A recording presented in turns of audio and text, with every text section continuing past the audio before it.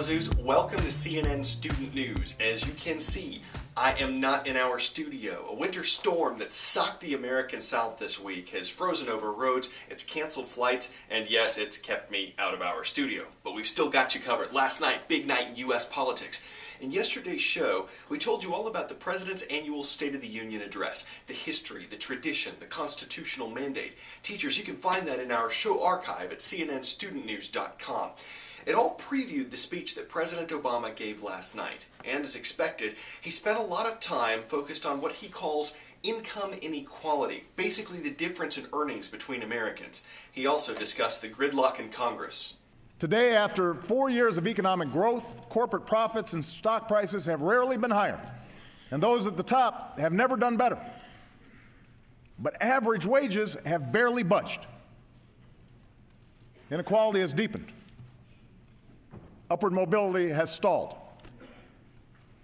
The cold hard fact is that even in the midst of recovery, too many Americans are working more than ever just to get by, let alone to get ahead. And too many still aren't working at all. So our job is to reverse these trends. It won't happen right away, and we won't agree on everything. But what I offer tonight is a set of concrete, practical proposals to speed up growth, strengthen the middle class, and build new ladders of opportunity into the middle class. Some require congressional action, and I'm eager to work with all of you. But America does not stand still, and neither will I. So wherever and whenever I can take steps without legislation to expand opportunity for more American families, that's what I'm going to do. Right after the president's speech, it's traditional for the opposing political party, in this case the Republican Party, to officially respond to the president. Representative Kathy McMorris Rogers from Washington got the job. She focused on a lot of the same topics as the president, but with different approaches. Tonight, the president made more promises that sound good, but won't actually solve the problems facing Americans. We want you to have a better life. The president wants that too. But we part ways when it comes to how to make that happen. So tonight, I'd like to share a more hopeful Republican vision, one that empowers you, not the government. It's one that champions free markets and trusts people to make their own decisions, not a government that decides for you. It helps working families rise above the limits of poverty and protects our most vulnerable. And it's one where Washington plays by the same rules that you do. It's a vision that is fair and offers the promise of a better future for every American. The State of the Union address and the opposing response are great ways for politicians to make their cases to the American people.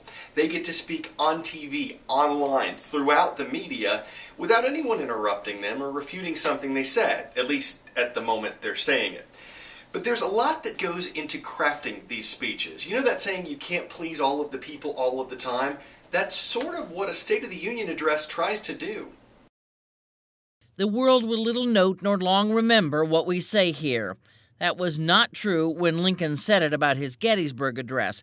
It is true about most State of the Union speeches, which is not to say they're nothing. They are a moment on the grandest bully pulpit of all, and in prime time, baby. The President of the United States. They're priceless in terms of being able to communicate your message and your agenda. These speeches have become the product of a cast of thousands and a nightmare for speechwriters. Government agencies weigh in on programs they want mentioned to elevate their status. State Department and Pentagon types, usually short change, push for more word count. Political operatives shake out troublesome verbiage. We are told the president, a wordsmith in his own right, is heavily involved in writing and editing. The key to success is knowing your audience, and that is not these people, lawmakers in the House chamber. They're pretty much window dressing. CNN commentator Stephanie Cutter watched the process during the Clinton and Obama years. Whoever's standing up and clapping, that's great. Whoever's sitting in their seat refusing to clap, that's great too. Fellow Americans, You're not talking to the people in the room. You're talking to people sitting on their couches at home. Also helpful, if not too kitschy, props. President Reagan once brought along 43 pounds worth of federal budget. He was talking about the need to shrink government and so forth. It was a very vivid demonstration. Except for historians and the occasionally curious State of the Union speeches, as Lincoln might say, are not long remembered, but certain phrases endure, capturing a moment in time. Lyndon Baines Johnson, January 8, 1964. This administration today, here and now, declares unconditional war on poverty in America. Richard Nixon, January 30th, 1974.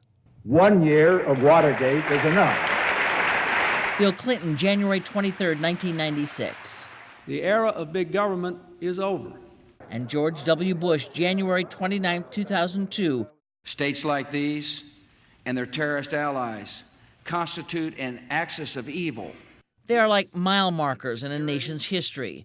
All right, so the reasons I am not in our studio. Yesterday, a headline at CNN.com read, "The Deep South gets a deep freeze." It wasn't only the South, as Midwesterners know well.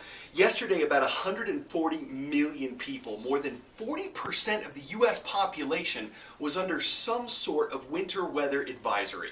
But southern states don't have the resources to deal with unusual accumulations of snow, so states of emergency were declared. Thousands of flights were canceled in the region. In Atlanta, many students were stranded at school when their parents got stranded in traffic on the way to pick them up. Forecasts in some areas were for considerably less snow than they actually got. That took its toll. States that don't usually see snow are seeing it, and it might be pretty, but for many, it's a headache. Look at these pictures from Jackson, Mississippi.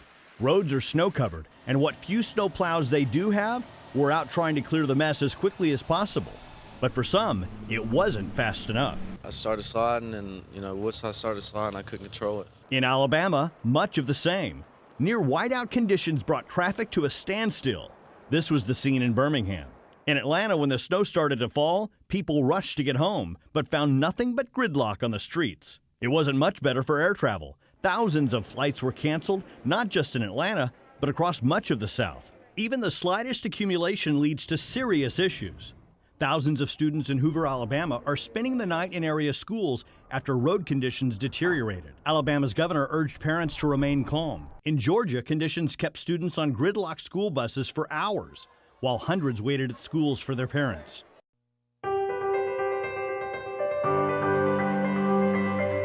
Next up today, anyone who wants to become an Olympian knows about sacrifice, knows about overcoming odds, knows about doing everything possible to realize that dream and maybe help inspire others along the way. Julia Kluge has taken all of that to extremes, and it kind of parallels the sport she competes in, the luge, which you could say takes sledding to the extreme. As she jumps into her sled, Julia Kluge has one focus: getting down that track as fast as possible.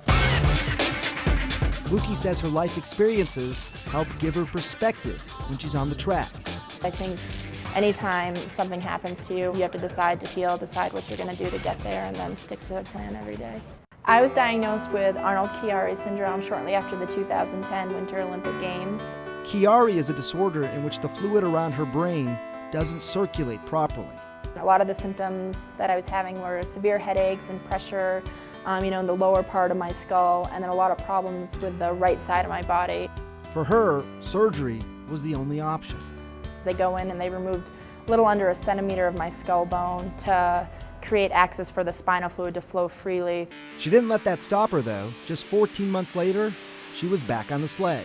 I never lost sight of where I wanted to be after my surgery, and that was back competing in the sport of luge. While Kluge fell short of making her second Olympics by just a fraction of a second, she's staying sharp as the team's first alternate. I wake up every day knowing that I'm training for something I love. Dr. Sanjay Gupta, CNN, reporter. Man, with efforts like that, even without making the Olympic team, there's no way that Julia could lose her sense of accomplishment. We told you her story was great, so you can't say we misled you. It puts today's show on ice, but we'll slide back with more news and puns in the days ahead. I'm Carl Azus for CNN Student News.